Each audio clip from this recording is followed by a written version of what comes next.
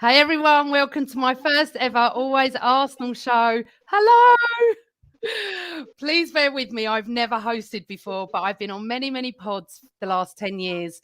So here we go. Let's start the show. To my right, left, I always get this wrong, is Graham, a gooner of 50 years. Hi, Graham. Hi, Amanda. How are you? I'm a little bit nervous, but No, listen, you'll be fine. Oh, You'll thank be you. fine, Amanda. You're going to be fine. It's about time. It's about time Craig made a decent January transfer window signing. So I've got every confidence that you're going to, make this show your own over the next few weeks, and really pleased that you're part of the team. I don't know if you know this actually, Amanda. Amanda, before you come in, we've actually met around the stadium several times. I used to watch you on Gooner Ramble. I think you used to be on Gooner Ramble. Before you got big on Highbury Squad, you've been on loads of pods. And I followed you over the years. You actually said hello to me once, so you obviously met me before without realising it. But I love your passion for the club. Like me, you go back a long way. We were both at Anfield '89, so we got that in common. So look, and it's fitting tonight that in your first show we're talking about a fantastic performance at Anfield last night. So it's great to see you part of the team. I know on behalf of Lee, myself, Dan, Harry, Mark, Albert, and Craig, who's really done a great thing in bringing you on the board. It's great that you've got your own show. It's well deserved, and I hope it's a great success. I'd love to have you part of the same old Arsenal family. Welcome. Oh, thank you so much. That's such a lovely welcome. Thank you.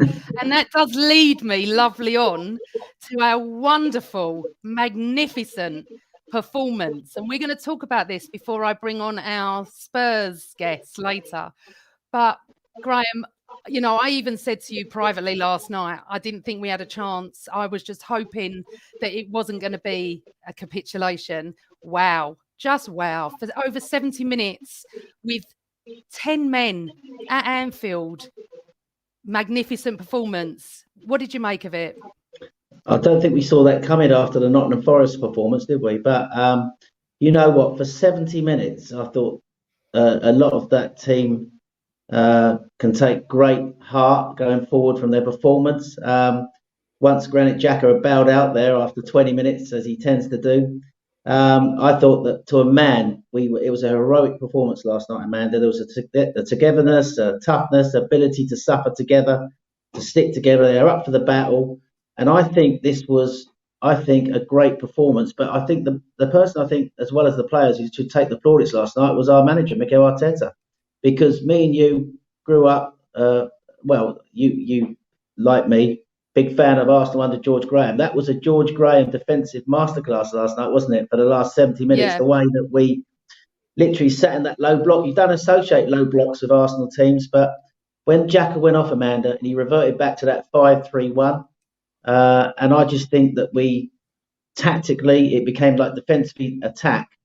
But the one thing about Liverpool is they're really good in transition, Amanda. And what we did, I thought, just to sum it up, I thought we gave them the wide areas last night. Yep. We allowed them to get crosses in. We just blocked them in the middle. It reminded me a bit of the performance against Man City when Gabriel got sent off. When he used that formation that day, we went 5-3-1. But obviously Chambers come on was immense. Ben White was near perfect. The White-Gabriel partnership was brilliant. Kieran Tierney was superb. Chambers to come in and Holding to come in and play in that 5 had to be so disciplined, and the organisation was brilliant. The 3 sitting in front, because he literally turned Saka and Martinelli into midfield players last night, and Lacazette, they worked so hard. I think Saka was our real threat going forward, but we stopped Liverpool playing through us. I think what we did really well was we let them have the ball out wide, Amanda. We knew that although Jota's quite good in the air, we allowed them to put crosses into the box. They had something like 220 passes in the wide areas last night of their 800 passes. So they had most of the ball out wide, but we took care of the crosses really well. I thought there was a lack of quality in the final third from both teams. But overall, I just think it was a real resilient display. Made me proud to be an Arsenal fan last night, Amanda. I don't know about you. Well, as we said, very George Graham-esque, wasn't it? Yeah, it was. He should have been and would have been very proud of that display. One of the things that I've noticed over the months as well is how hard Lacazette works for that team. I know he doesn't get many goals, but boy, does he put in a shift. He did, and he did again last night. I think he's crucial. I think we really missed him at Nottingham Forest, when Nketiah came in and played that role. can't play like Lacazette. Lacazette drops into that hole. He played almost like the number 10 again last night when Nketiah further on. Obviously, that experiment only lasted for 20 minutes. But he puts in such a shift for the team. He's able to sort of like not only build the play up, the way he holds the ball up, he works so hard off the ball, he's pressing. And I just think that it's a real dilemma for the club now because, I'm starting to come round, I think now, to almost like thinking he should get another year on a contract if he's willing to take a year. Obviously, it's down to him. I do think we need a striker up front who's going to get us 25 goals. But his experience for these young players, he brings the young players in like Martinelli and Saka. He's the one who brings them into play, the one who holds it up. He's integral to the way we play. And I think his work rate, as you said, has been superb the last few months since he's come back into the team. Let's talk the good and the bad. Yeah, let's go with the good to begin with. Ben White. Yeah. Oh, well, that was a near a perfect performance. Have you seen that picture on Twitter today when Minamino misses from about? I mean, you got people on Twitter saying today, "I want to have his babies." Women saying that because of what he did last night. I know that person who said that as well. So yeah, I mean, look, we've got a Rolls Royce of a defender there. We knew he was good off the on the ball, but I think he's been really good off the ball as well. And also, I love that bit at the end, Amanda, the passion when he went round high-fiving the team at the end, high-fiving the team. This is what we effing do, he said. I don't want to swear on the broadcast, but he was really up for the battle last night. And, we talk about captains of the club, and Odegaard is a strong favourite, isn't he? I think from what I'm hearing next season, getting the armband. Lacaz's wearing it with real pride at the moment. I don't think you can rule Ben White out. I think he was a real leader on the pitch last night, galvanised the team when Xhaka got sent off. And I think that was an immense performance. People question his ability in the air, but he was good in the air last night. So was Gabriel. He's great the way he can play out. And his duels, his recoveries, his pace. That's why we can play higher up the pitch last night. And I think the sad thing for me was that on that the incident where Xhaka got sent off, Amanda, White was the only player back. We got a bit, I think, arrogant in the way that we committed too many players forward, and that's going to lead us on to Granit Xhaka. But this season he's been building up in a 3-2-5. It's gone to a 2-3-5. But last night, when that attack broke down, we only had White back in a defensive position because Tierney was up the pitch. Gabriel pressed forward. And that's why it led to that situation where Granit Xhaka was sort of like in that position he was in, Amanda. I know. So we just talk about... So Xhaka, when I was watching it, me and my other half, we both said, that isn't a red, okay? And I felt like that for quite a while until I saw half-time and I saw the replay from a different angle where Xhaka was running down the pitch with Jota next to him and looking at him. So we knew he was there, but... Adore Ramsdale to the hill, but do you think he could have come out and maybe headed the ball? I feel like he hesitated and maybe Xhaka got, Xhaka is always going to get penalised anyway. I'm sorry. I'm not saying there's an agenda, but he does get penalised for a lot. He does cause a lot, obviously, Graham. But what's your take on that last night with him? Yeah, can I just say one thing, right? Over the last few weeks, I've watched incidents where 3 or 4 players could have been sent off, red card offences. Mane elbowed a Chelsea, Cesar Azpilicueta of Chelsea, got away with it. Mount literally kicked out at Liverpool defender on the ground, got away with it. Harry Kane went into Robertson, got away with it. And I've watched Gabriel got sent off, and I've watched Xhaka get sent off. And did you notice last night, it was a red card offence. Did you notice how quickly Michael Oliver got the card out of his pocket? Just could not wait to get him off the pitch. So I think really... Granit Xhaka, whatever we think of him, and I just think we need to get rid of him. I do think that because the definition of experience exudes him off the ball. He's a great passer, but he makes ridiculous decisions. He's a liability off the ball. Just trust your goalkeeper last night, and even trust Ben White. Why did he do that? He must have known. He had 2 choices to make. He either let him run through and tried to put him off, maybe. Or basically, he trusted the goalkeeper, or he made a challenge. which could have been a red card offence if he got it wrong. And I just think he panics in situations like that, Amanda. He just panics like he did it in the game against Man City. The ball over the top, as you say, he's looking at the defender, looking at the attacker, and it's a red card all day long. And unfortunately, I do think now that whatever we think of Xhaka as a player, and I do think that experiment has run its course for me. And he's left us in a really difficult position now going into the next round of games because he's going to be missing for 2 or 3 games, including the North London derby if it's played on Sunday. I just think he makes too many mistakes. It's a red card. But I mean, look, we're gonna when my Tottenham guest comes on, we'll discuss Harry Kane. But if that was him last night, probably wouldn't even have got a yellow. And I'm not one of these cynical Arsenal fans that feels like there's an agenda against them. That's not how I work. I've always had my own opinions, but both of us looked at each other last night and went, if that was Kane, and it not proved it, but in the Liverpool game against Robertson, 2-footed off the floor, a yellow card. What's he got a yellow card for? Because it's not a yellow card. It's nothing or a red in my eyes. Robertson goes and does one that is definitely a red card and gets sent off. The consistency is so poor in this game that it's not only affecting Arsenal, it's affecting everybody. So we're just going to round off because Max is in the green room, as we call it, and we'll bring him in. Let's just go to next Thursday, yeah? Look, at the moment, Sunday, we don't know if it's going to be played. I very much doubt it if they've asked for it not to be played. But if we play Sunday, we've then massive game Thursday. Thursday night, we could end up in a cup final, the League Cup final against Chelsea. What's your prediction for next Thursday if we can play it? I still think it's going to be very hard. I think it's 50-50 game. I think we've got a great chance because I think that Liverpool without Mane and Salah are not quite the same side. So I think if we set up right and we play our football, we get the game played in the areas of the pitch where we want to play it and stop them from playing it in the areas of the pitch where they want to play it. I think we got a chance. I do think it's still a 50-50 game. It depends who's available, of course. The spine of our team was missing last night.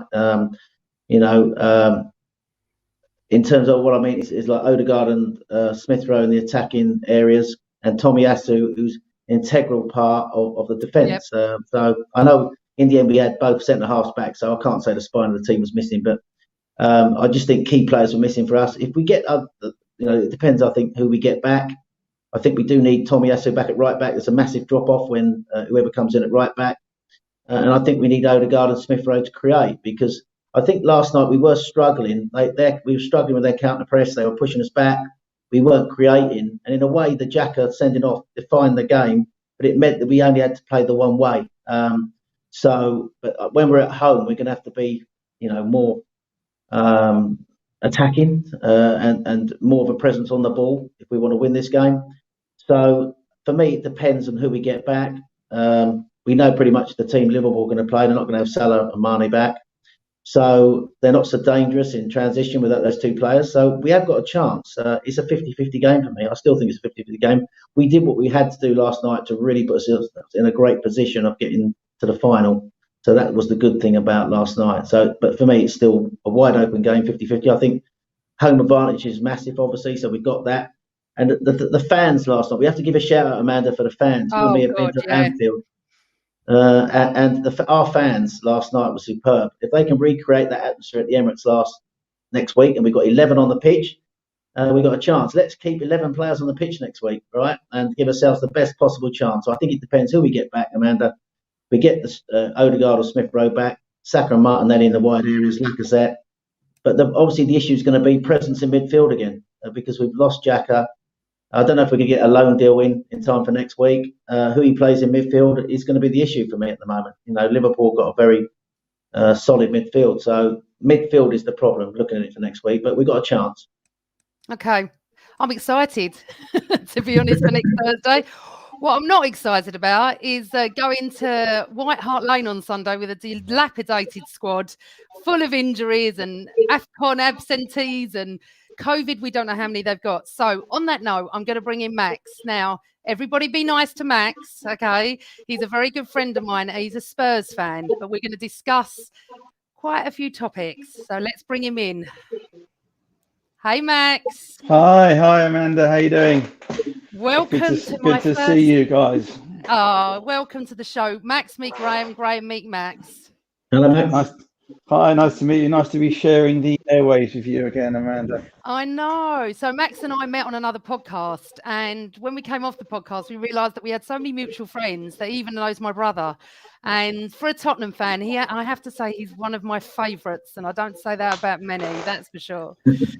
So Max, Graham and I have just discussed last night. Obviously, you lost to Chelsea this week.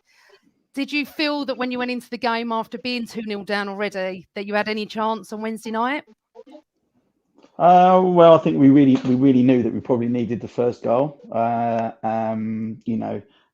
talk about atmosphere and how that impacts actually, and I think that would have picked up the home fans.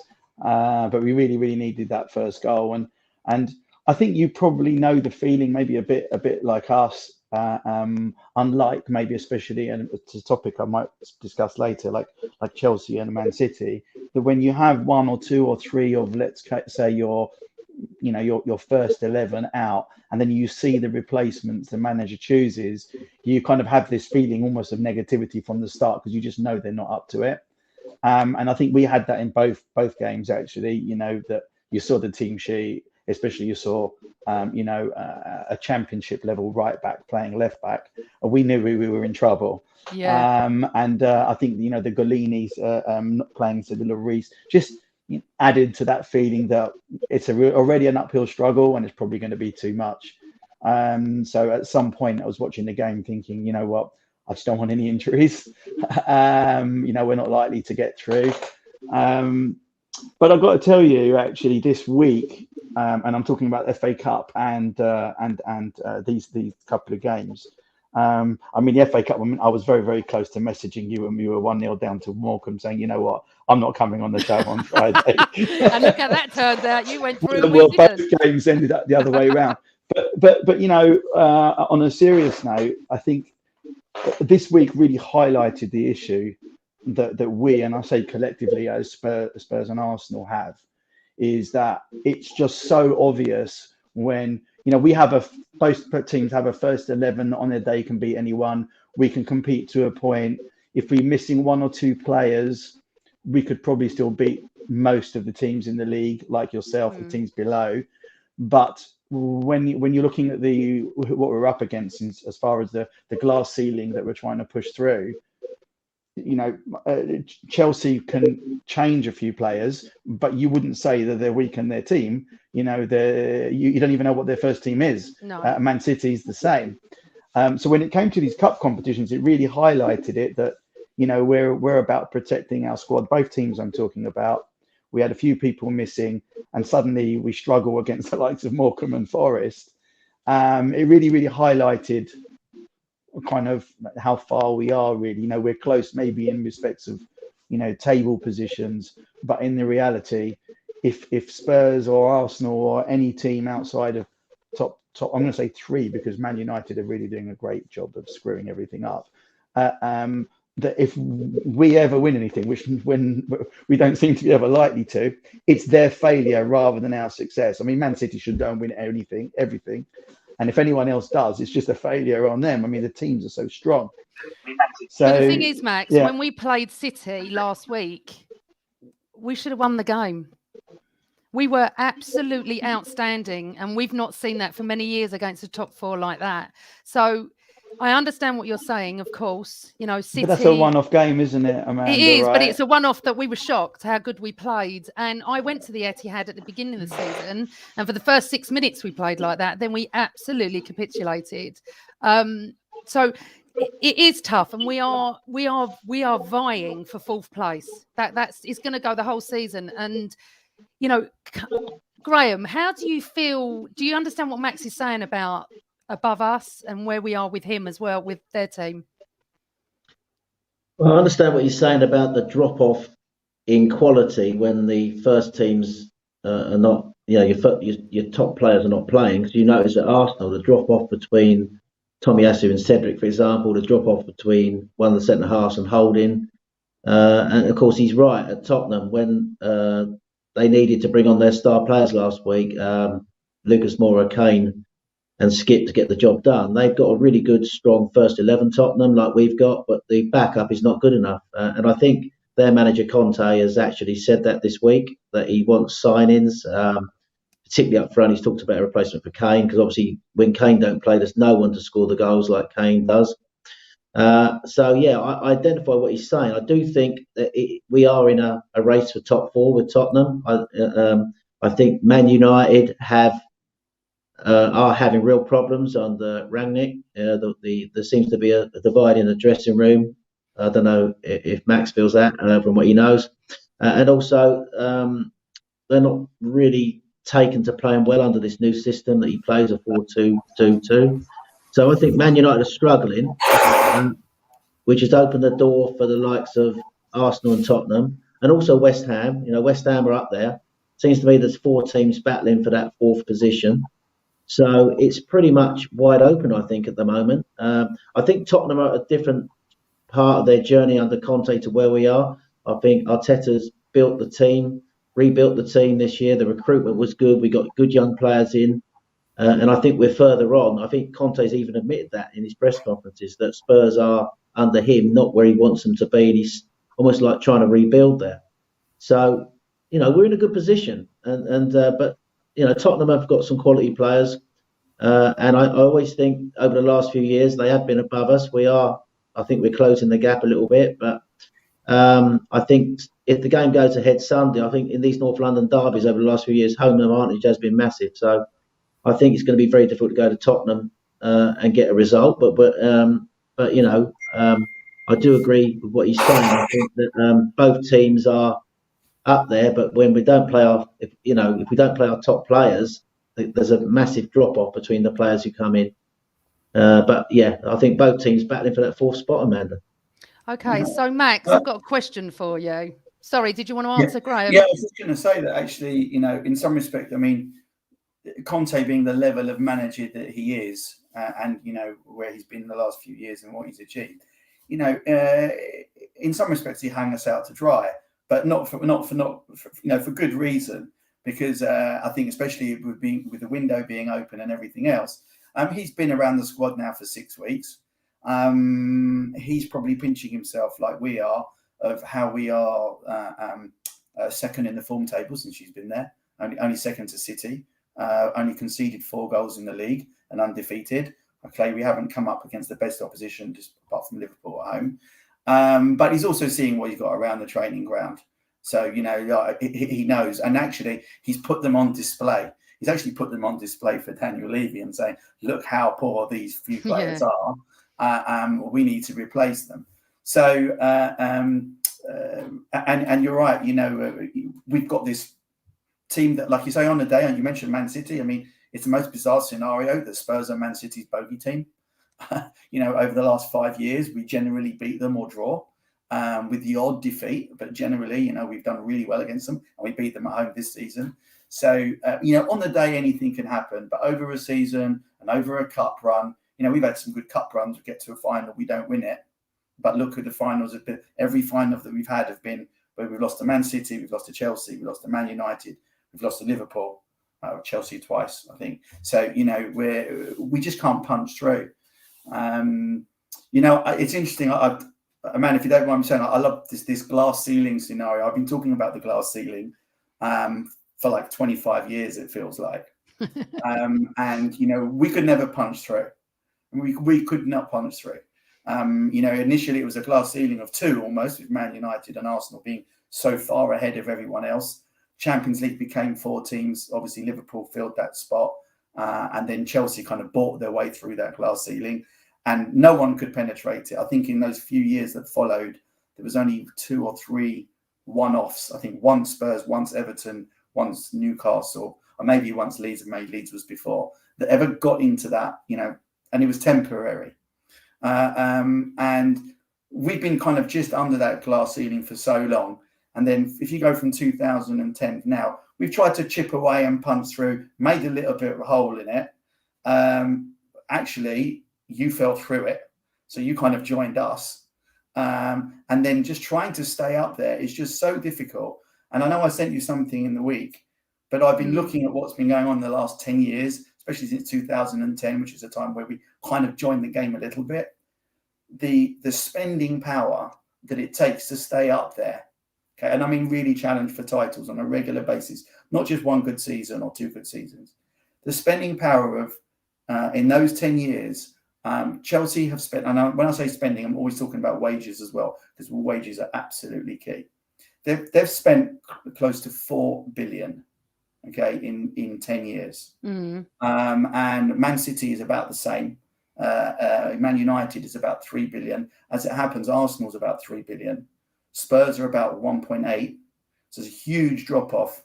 And that means that just buying a squad, going back to what we said earlier, of players that where your replacements don't weaken the team on a weekly basis, you can change, are just not there.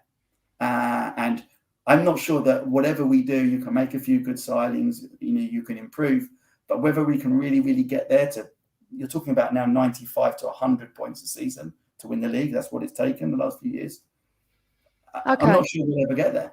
No, but we've both got owners that we probably don't like, I would assume. So, right. So I'm just going to bring some of the questions in. Okay. So Robert Stevens, can you ask Max about Conte's press conference when he said he felt Arsenal were further into their progression than Spurs? So how do you feel about that? Thanks, Robert, for your question.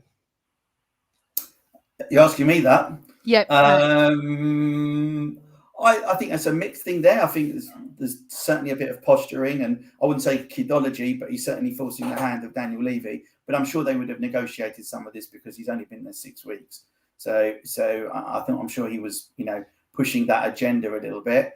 But the reality is, what we're all guilty of being very, very fickle on a week on, week off.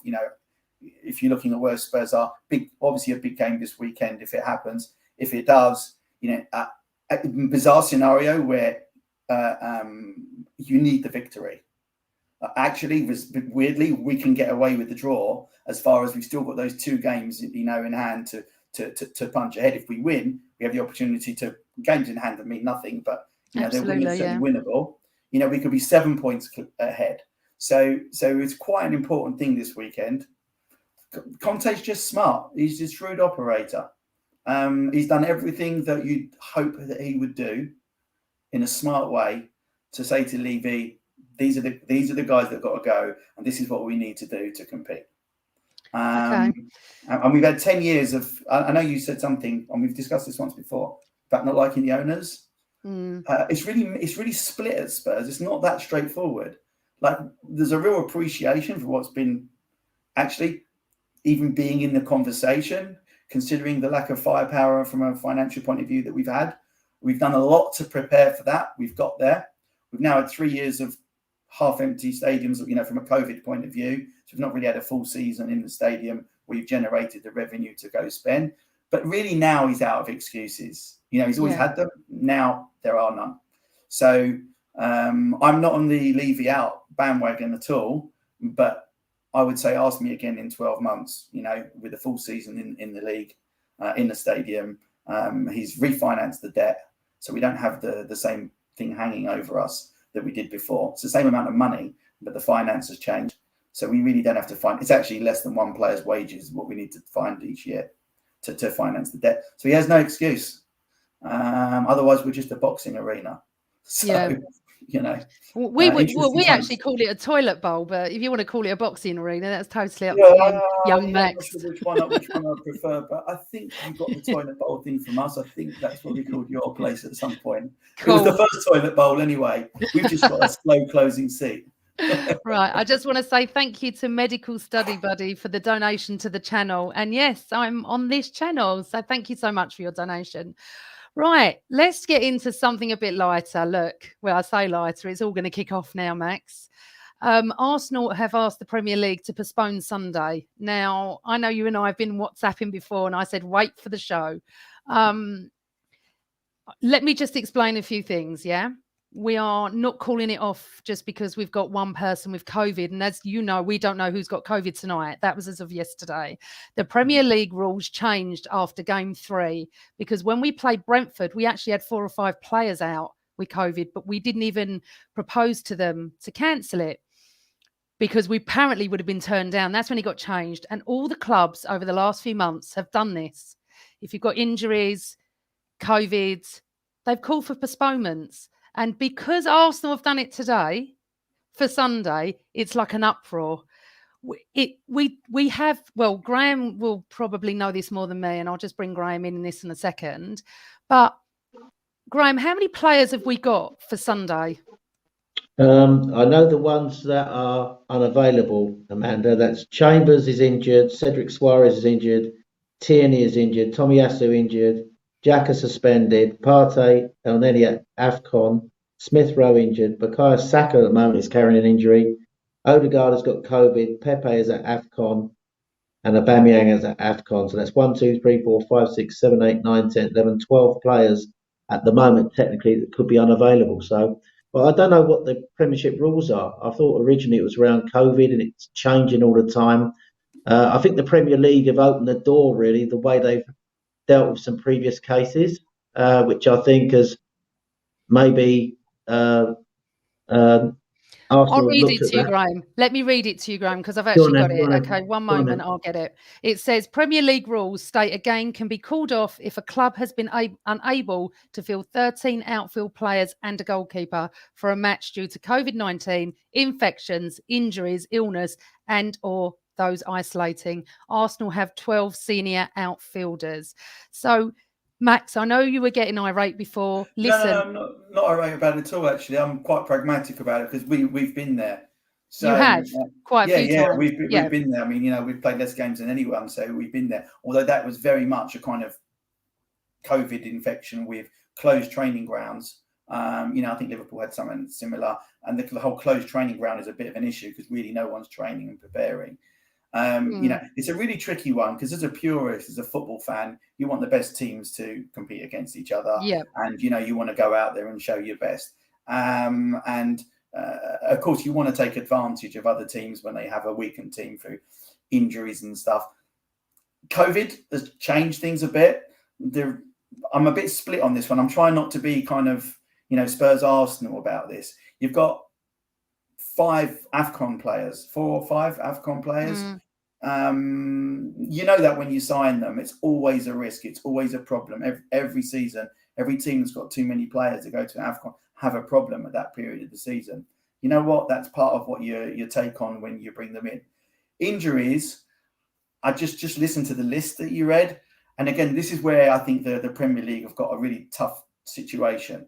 There's a really long list of players that you read out there, and some of those players are clearly injured and out. But some of them are a little bit like Bergwijn. You've got Bergwijn who's injured, but he's going to be on the bench. He's struggling with Reguilon's the same. I don't even know actually about Dyer. But if it suited your agenda, I'm just saying, if it suited your agenda, you could just report them as injured. I don't know where Tierney got injured last night. Saka, he needed a couple of pills. I don't know what the pills were for. But, no, not aware. I don't know if it's an injury that was stopping play. But if it suited, you could just call 3 or 4 players there as injured and then just not have a squad rather than chance it with them like we're doing with a few players. So it's a tough one. I just think that we've only one COVID. I think the rest of it, to be fair, I think is on you. And your guys are playing an under-23 match tonight. Okay, Arsenal are, I believe, against West Ham. So you've got, a lot of players that essentially you should be able to call on. And I did look, Amanda, after we messaged, I went onto the Premier League website of registered players, and I noticed that Arsenal have got about 30 players registered, and Spurs have got 39 players registered. Okay, so we've got a lot more of the, let's call it development squad registered. So in theory, we couldn't make that excuse that we don't have 13 players. So you haven't registered enough of your under 23s is the way I look at it. My point is, Max, listen, every Arsenal fan, trust me, wants to play on Sunday. I don't know anyone that wouldn't want to play the derby. We were all looking forward to it, yeah? Especially after our magnificent performance last night. You know, we've lost the last few games. We want to come to you. We want to, you know, play the derby. Trust me, yeah?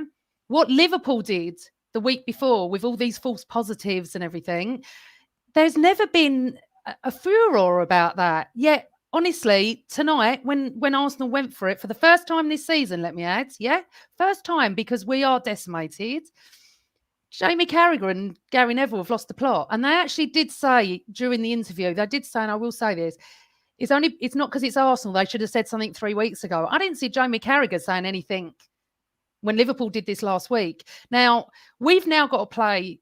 Well, we have to play next Thursday, I think, because if we don't, I think we'll be out. I don't know. Listen, you know what it's like. The world is mad at the moment. We forfeited the competition. We're happy about it, but we forfeited the competition, right, by not being able to. But if you weren't happy about it, Max, it wouldn't have happened. He would have fielded a side, or he would have done what he needed to do. No. We offered to field the side. The opposition didn't want to field the side after that because that's basically what happened. But again, it's very difficult. The Liverpool thing's really interesting because Liverpool were the ones that complained in the beginning that they were the only ones being transparent. So everyone said we've got 5 cases, we've got 2 cases, we've got 8 cases, not naming players.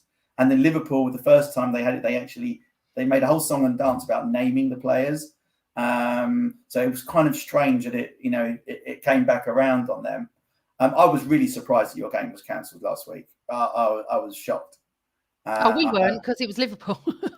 Yeah, to be fair, though, I've got a lot of Max. You know, I've got a lot of Scouse friends. I've got a lot of friends, all from different clubs, and I'll say it as I see it. At the very beginning of all this, I kept saying to everyone who was going mental about the fact the game was called off, why would Liverpool want it called off? What benefit? Salah and Mane are not going to be back. You know, that was the whole big thing. But as the days gone on, and then I found out you got 7 false positives. I think their issue was not so much to do with the numbers.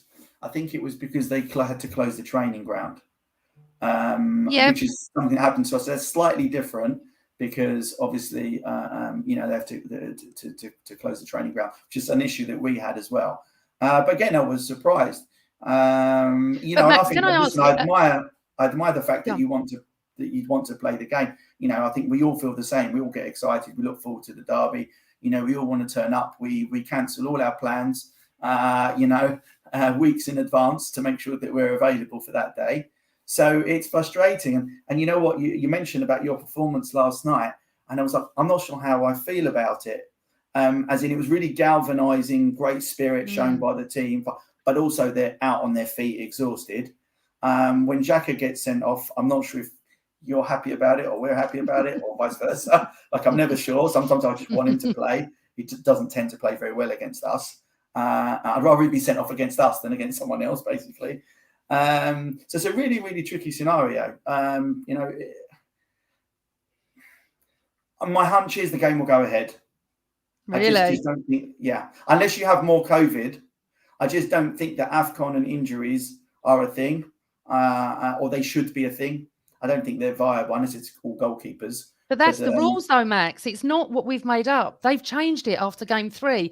Exceptional circumstances, injuries. So it's not Arsenal. We've not even done it through the season. You've had quite a few games off. I understand. We don't know who's got COVID. We're all surmising on yesterday. Okay. I don't personally think Arteta would want this game cancelled if it wasn't justified. He criticised Liverpool for doing that. But hey ho, listen, we could go on all night about this. We don't know if it's going to be cancelled. I personally think it will be cancelled, but knowing Arsenal, it probably won't be because prior to coming on, I didn't think it would be cancelled. But just listening to the list of players that you've read out, there's a few players that I'm saying been added to that list that I didn't have on it. Like Tierney, Chambers. They had niggles, but that's they all have niggles. And part of me wants to, we've also got some key players missing, right? Our two centre halves are missing out certainly, and one of them is exceptional. You guys probably wouldn't seen much of it yet, but he is exceptional in Romero. and we're missing Son, obviously. He's our top scorer.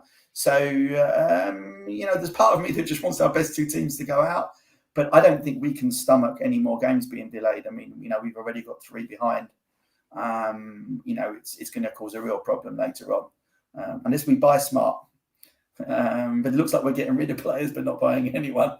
So it's a weird thing at the moment because we don't seem to be discussing the transfer window, and I don't discuss it anyway. It's one of my most boring subjects. Until someone's signed, I just don't do transfer shows. And then I'll talk about it. But it's so weird at the moment because we're halfway through January. We're not really discussing it. All we're talking about is games being called off, COVID.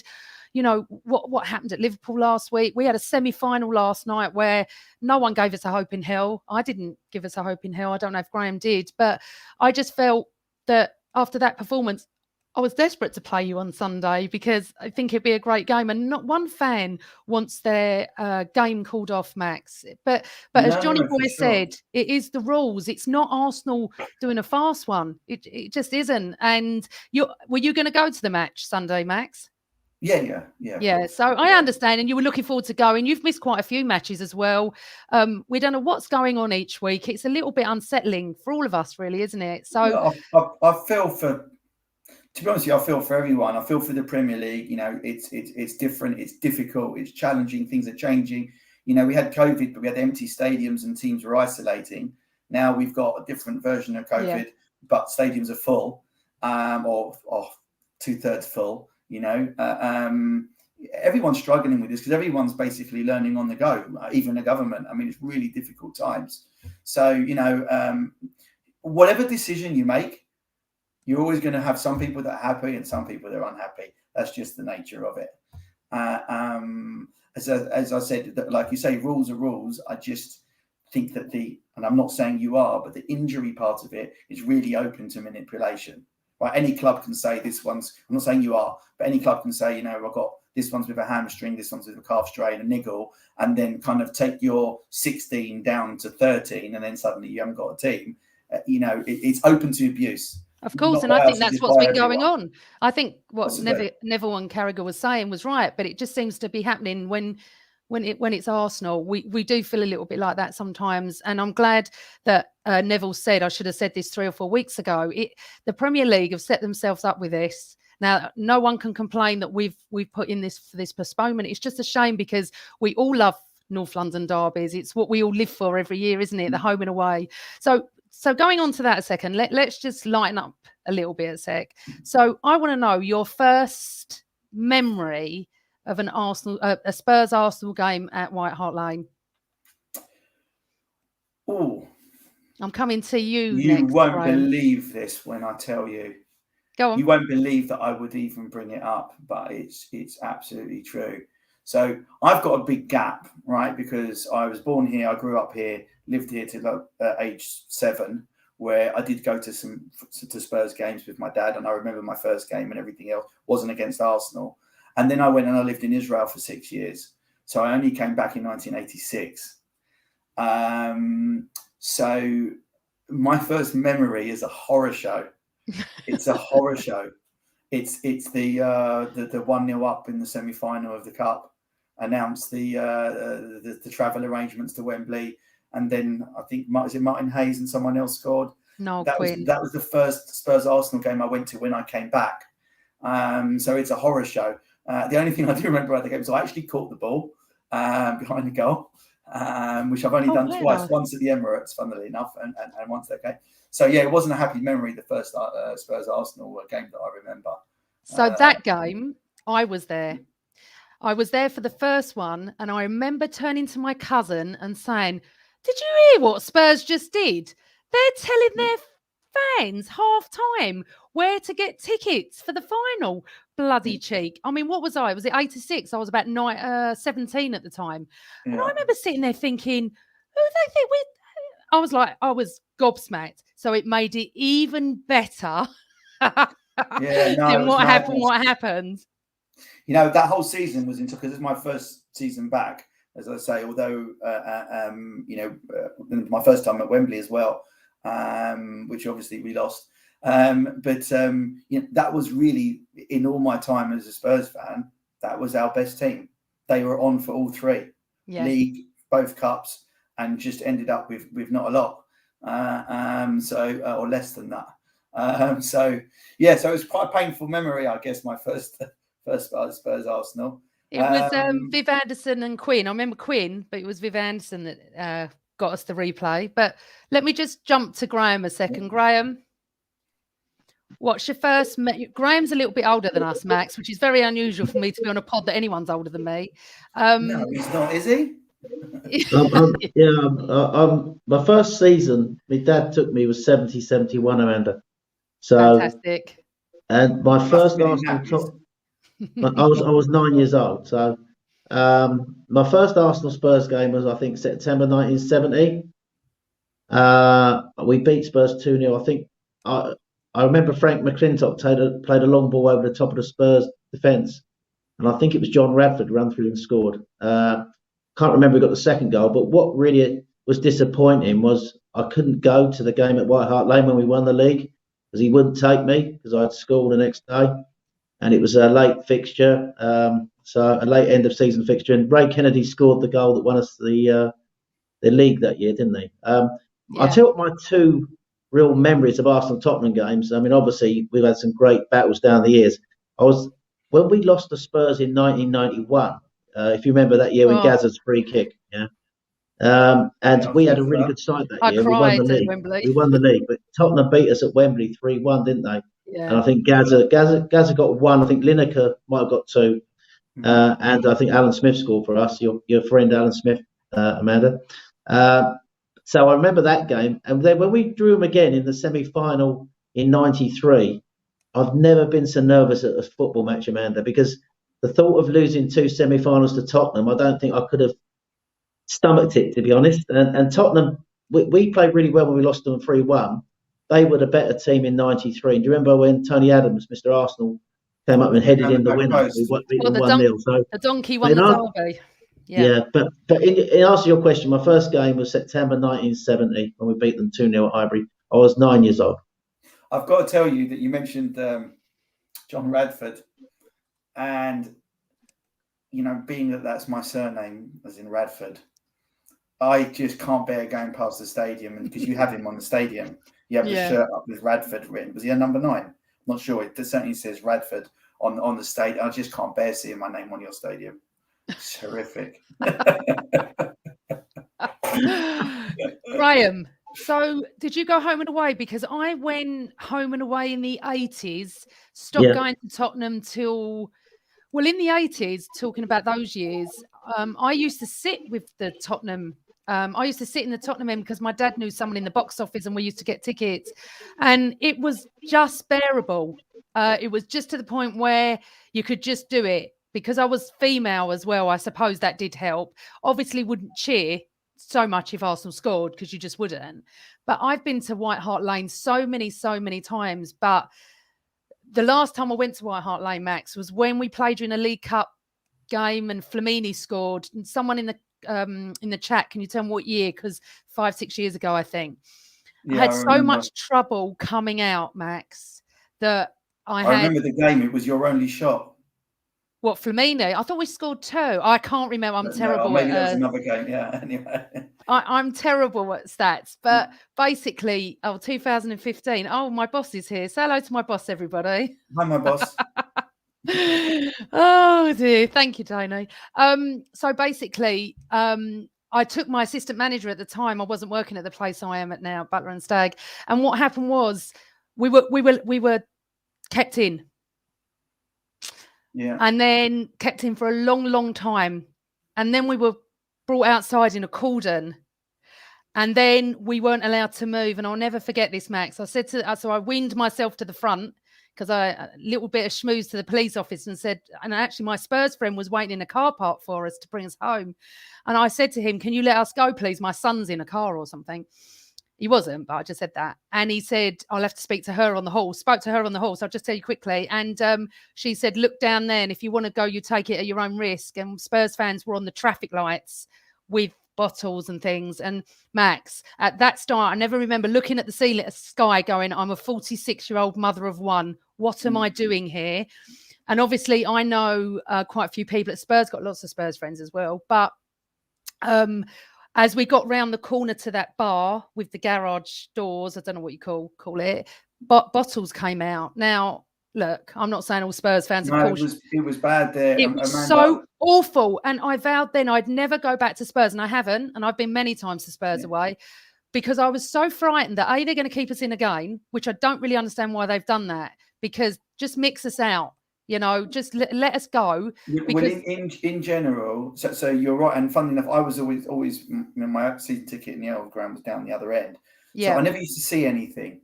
But, my friends, Arsenal friends of mine, when I can actually bear to talk to them after a game, that, they just say it's been like horrific. Yeah. And what's gone on down that end. And of course, the high road and the way out didn't make for a good kind of exit as well. It was all kind of mixed up. Obviously now it's very different because first of all, there's some still pretty horrible fans at every club, but I guess amongst 60,000 is a bit different to amongst 30,000.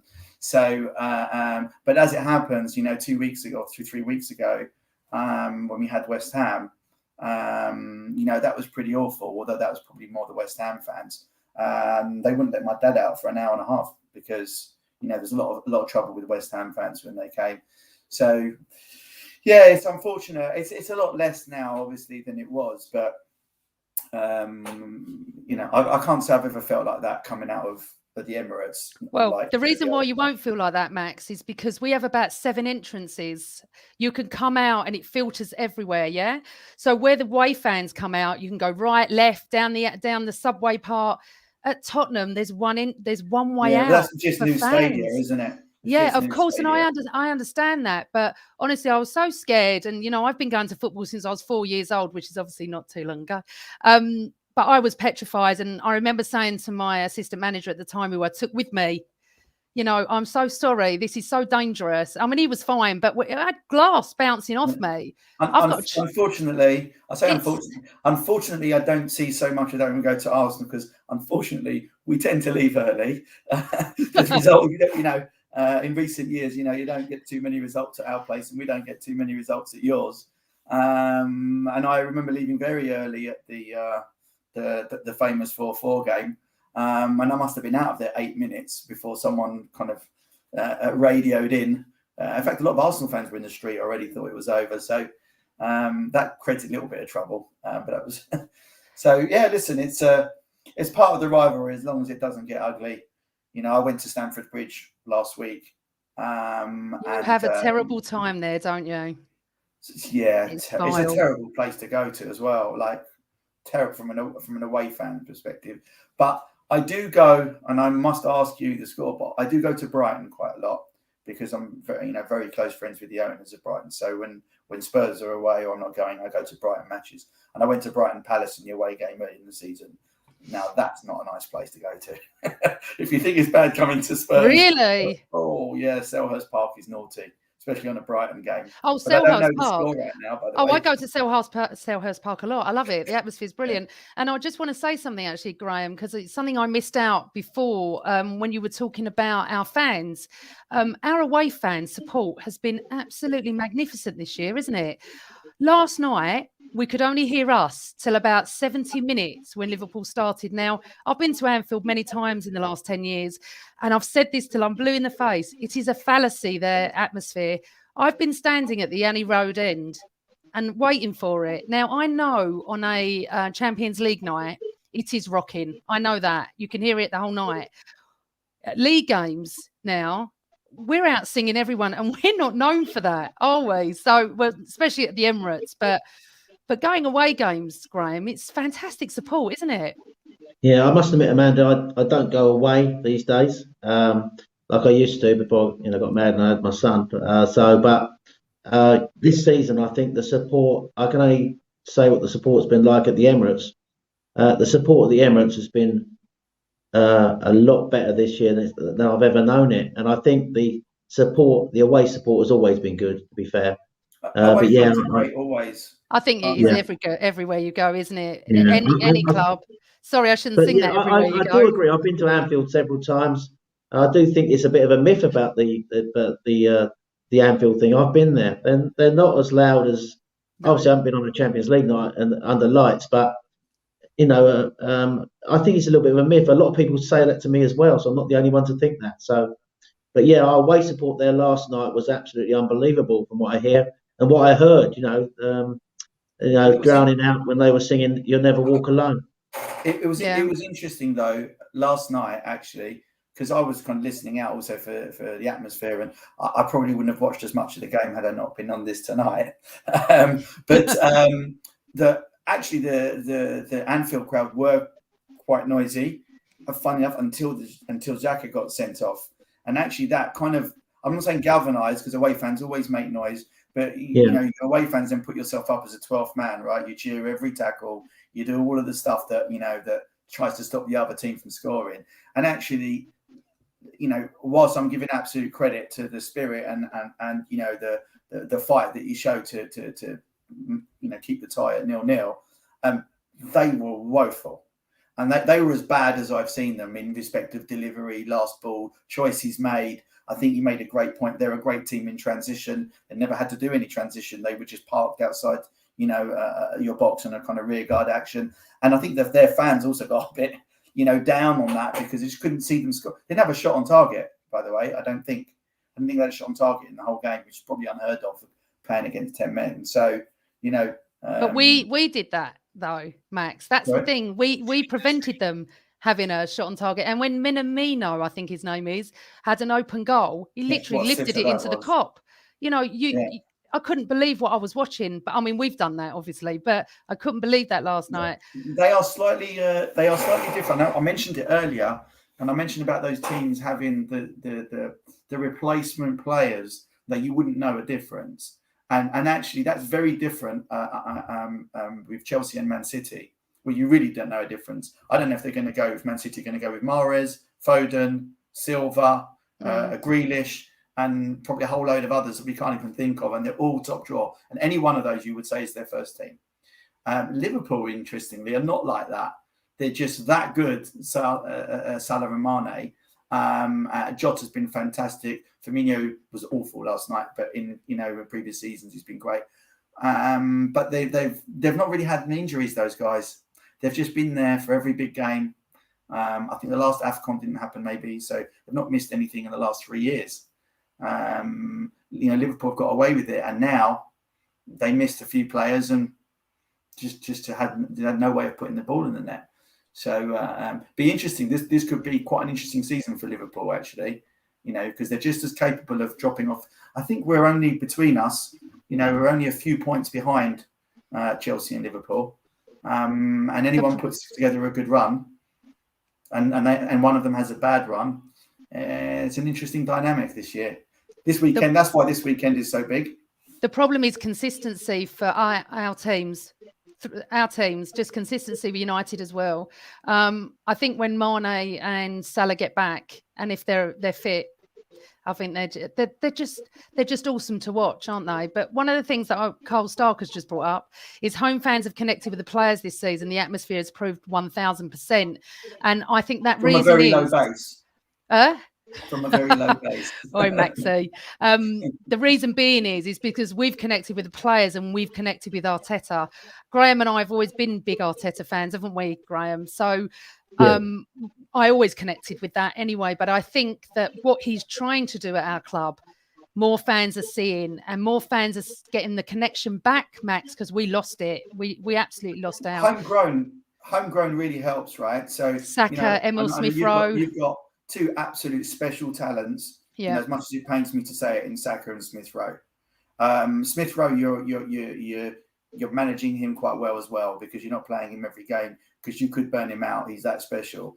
And those two guys are exceptional. And as they progress in their career, the problem that you're still going to have, and I'm not even making this about the finances behind it. Problem that Arsenal are going to have and Spurs are going to have is when you look up, you've only got one metric, and you can look at every player in your team, and you say, assuming everyone else was good enough, can you win the league with this player in his position, right? And if you go through your team or our team, it's quite similar. Could you win the league with Ramsdale as your goalkeeper? You probably could. He's got it in him to be that level of goalkeeper.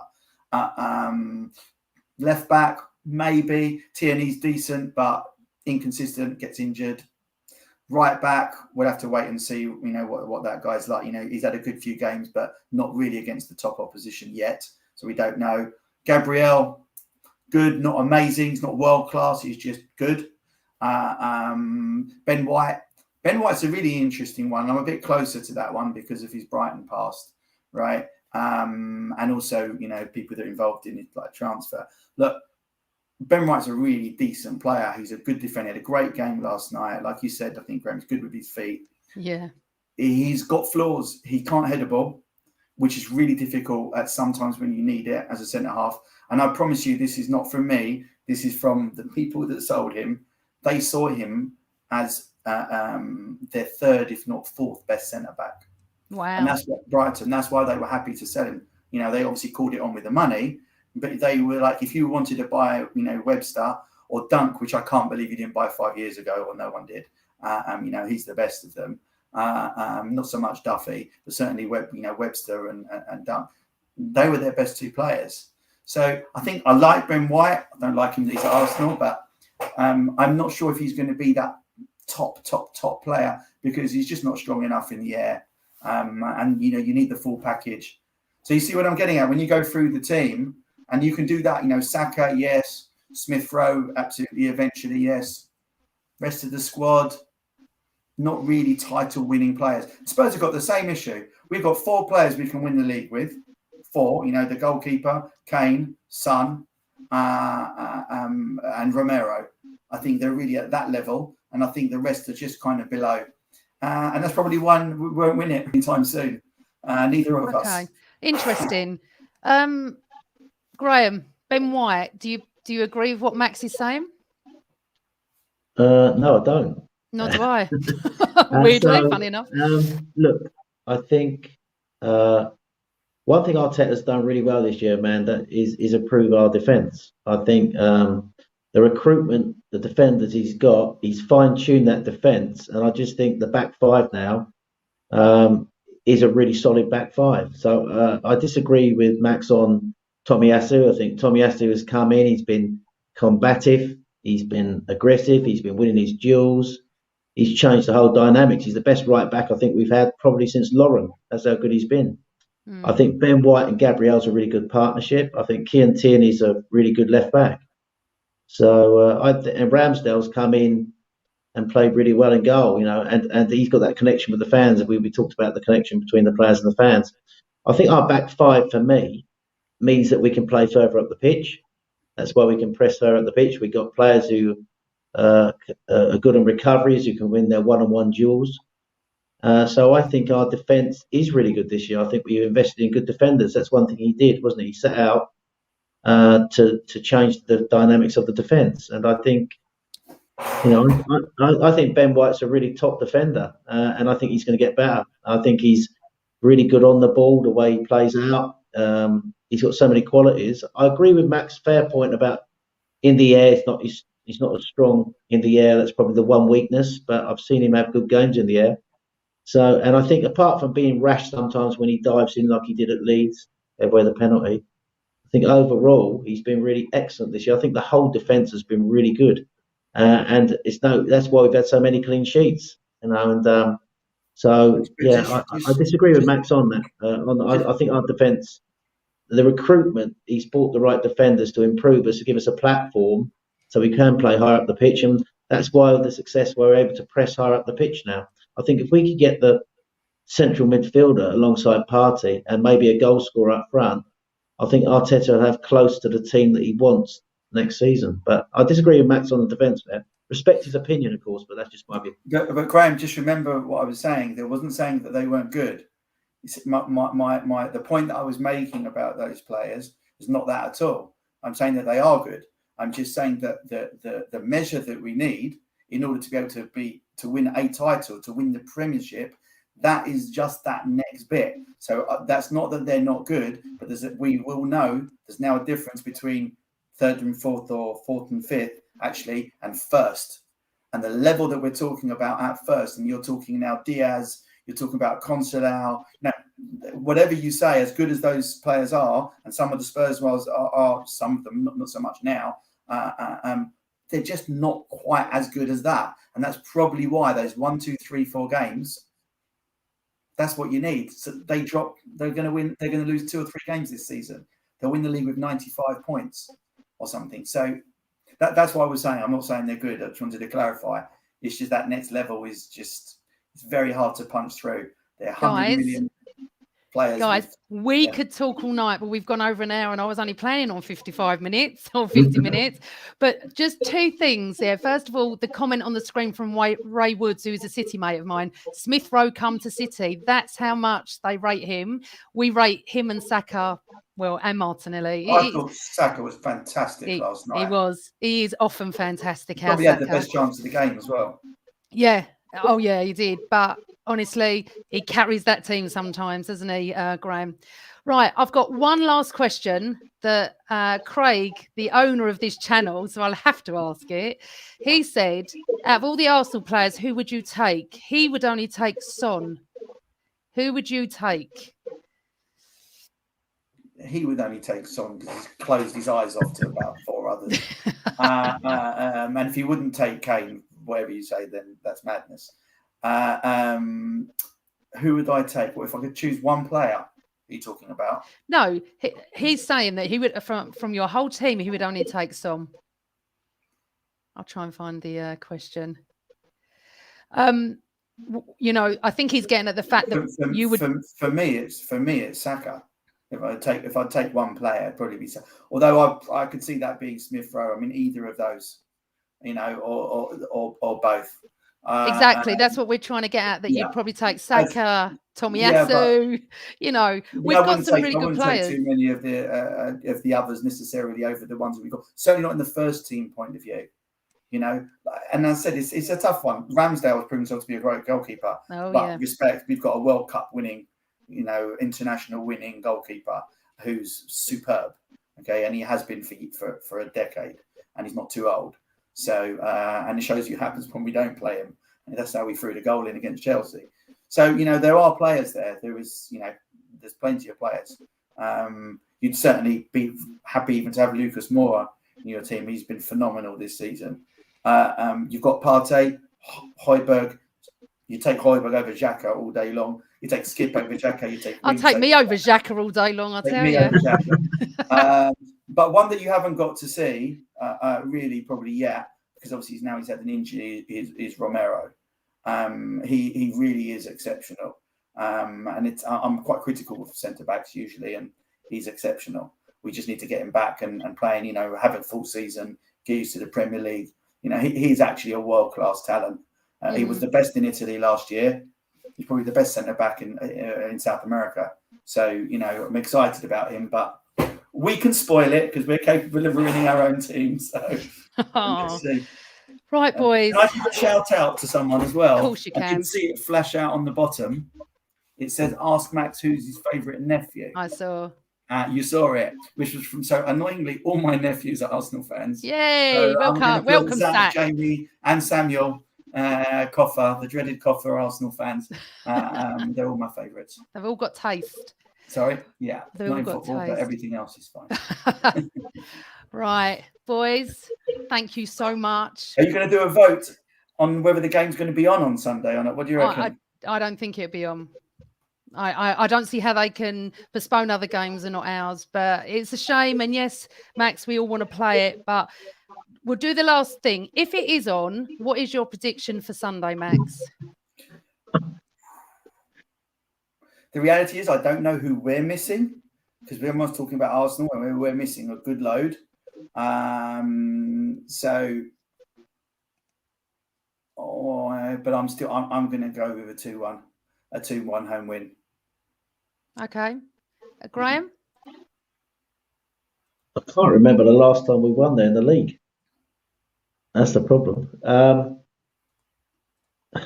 Look, I'm not going to ever predict a Spurs win, so I'm going to go 1-1.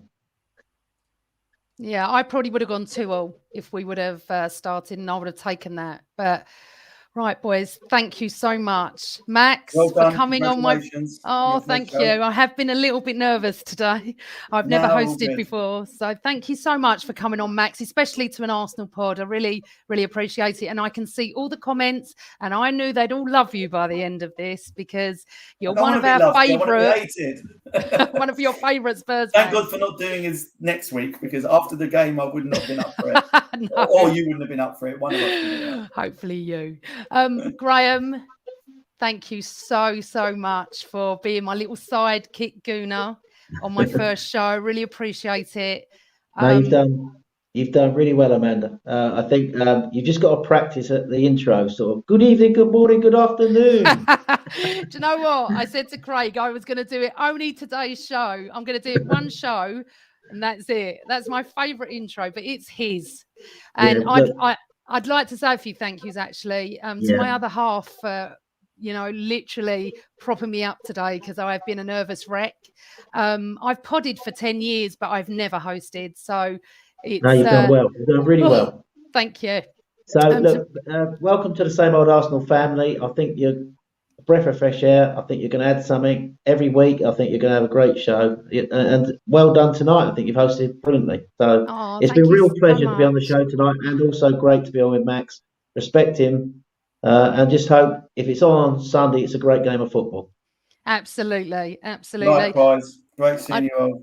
Well done, thank you. Amanda. And you'll both come back in the future. Just let's hope the game starts to not be postponed because we all want to watch football. I want to thank everyone in the chat. Honestly, I've just loved seeing your comments. I love being back. And yes, I am back and I'm going to be here once a week doing lots of different things. Might even do a post-game show with Craig one night. But thank you so much for all your comments and your support, and all your tweets and stuff today has been lovely.